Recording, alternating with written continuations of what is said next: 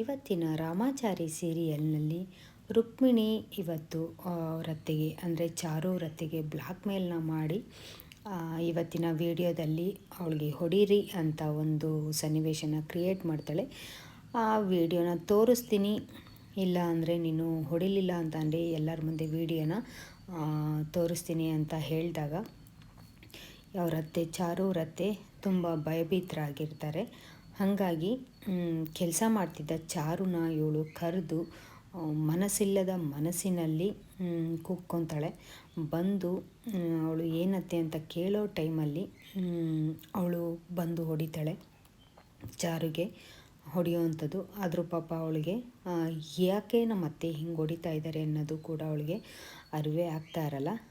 ಇದರಲ್ಲಿ ಇವಳು ತುಂಬಾ ಮನಸ್ಸಿಲ್ಲದ ಮನಸ್ಸಿನಲ್ಲಿ ತುಂಬ ಕಠೋರವಾಗಿ ವರ್ತಿಸುತ್ತಾ ಚೆನ್ನಾಗಿ ಹೊಡೆದಾದ್ಮೇಲೆ ಅವಳಿಗೆ ಫೋನ್ನ ಲೈನ್ನಲ್ಲೇ ಇಟ್ಕೊಂಡು ಅವಳು ಹೇಳ್ತಾಳೆ, ನೀವು ಹೊಡೆಯೋ ಸೌಂಡು ಮನೆಗೆಲ್ಲ ಕೇಳಿಸ್ಬೇಕು, ಆ ರೀತಿ ಹೊಡಿಬೇಕು ಅಂತ ಹೇಳಿದಾಗ ಮನಸ್ಸಿಲ್ಲದ ಮನಸ್ಸಿನಲ್ಲಿ ಅವಳು ಜೋರಾಗಿ ಹೊಡಿತಾಳೆ. ಇವಳು ಅಳ್ತಾ ನಾನೇನು ತಪ್ಪು ಮಾಡಿದೆ ಅಂತ ಕೇಳ್ತಾ ಇರ್ತಾಳೆ.